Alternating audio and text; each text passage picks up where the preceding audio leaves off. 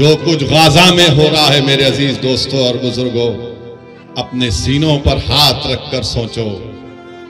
अपनी औलाद अगर सामने है तो उनको देखकर अपने दिमागों पर जोर डालकर सोचो कि गाजा में खून रेजी हो रही है, गाजा में नस्ल कशी हो रही है, गाजा में मीडिया ने रिपोर्ट किया कि 6 दिन के अंदर 6000 बम ज़ायनिस्ट ताकतें बरसाई हैं। इजराइल गाजा में एक छोटी सी जगह है, गाजा 20-21 लाख की,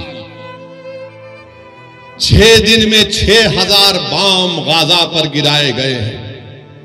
और वही जब आइसिस से मुकाबला कर रहे थे पूरे ममालिक, ये पूरा आइसिस कोएलिशन के नाम से था, तो वो लोग 1 महीने में 2500 बम आइसिस पर गिराए थे और गाजा में 6 दिन में 6000 बम गिराए गए। आप अंदाजा लगाओ, अगर यहां पर कोई 10 मिनट तक सिर्फ पटाखे फोड़ना शुरू कर देगा तो आप 2-3 मिनट के बाद बोलेंगे कि भाई बड़ी बेचैनी हो रही है, बस करो।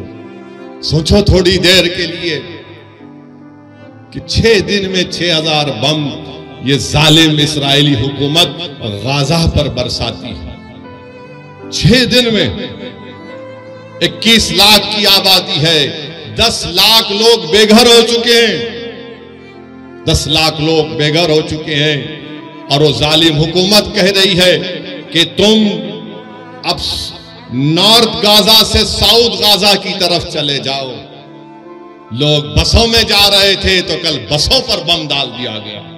आज मालूम हुआ, अखबारात और मीडिया कहता है कि गाजा में 1537 फलस्तीनियों की जानें चली गई, जिसमें 500 बच्चे थे, 275 खवातीन हैं, 6612 जख्मी हैं। ये सिर्फ 6 दिन की बात कर रहा हूं मैं आपसे।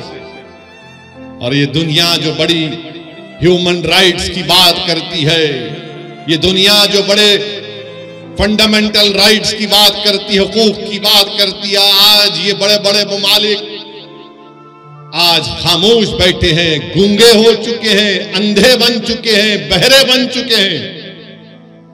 अगर आपके पास 2 दिन पानी खराब आया तो आप 25 फोन करते अपने सियासी नुमाइंदों को, मंजलिस के जिम्मेदारों को कि आके देखो जरा पानी पी के बताओ।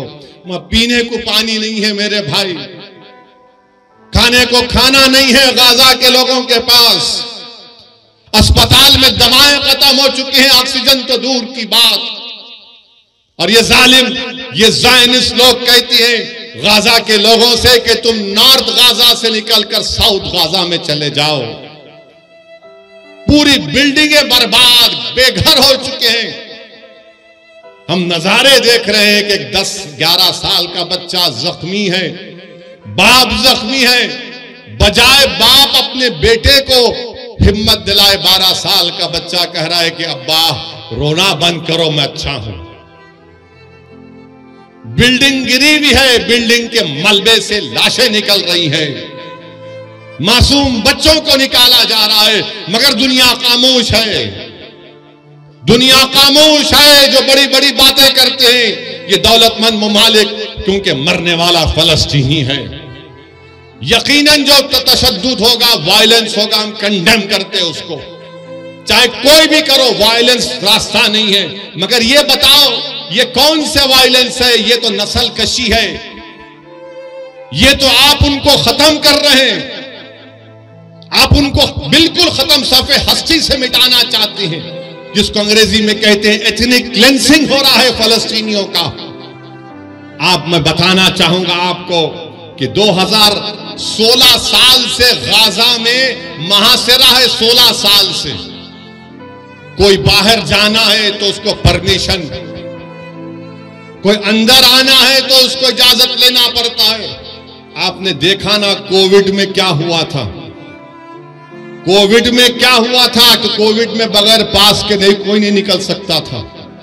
16 साल से फलस्तीनियों को उस तरह का बर्ताव किया जा रहा है। पीने का पानी नहीं है, लाइट उनकी बंद कर दी गई क्योंकि इजराइल के पास से बिजली आती है। 16 साल से महासरे में है। अरे समंदर है, मच्छी नहीं पकड़ने देते ये ज़ायनिस्ट लोग।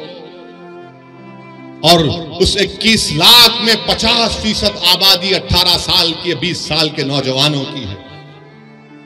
और आपको जानकर तकलीफ होगी कि 2008 से 6407 फलस्तीनियों को ज़ायनिस्ट लोग मार दिए, जिसमें से 18 साल के कम उम्र 1437 बच्चे थे। और अब इजराइल एक फास्फोरस चीज आती, उसका बम गिरा रहा है। यानी जब वो गिरता है तो बिल्डिंग को पिघला देता है, अगर जिस्म पर गिरता है तो चमड़ी से हड्डी को गला देता है। ये जुल्म गाजा के लोगों पर किया जा रहा है।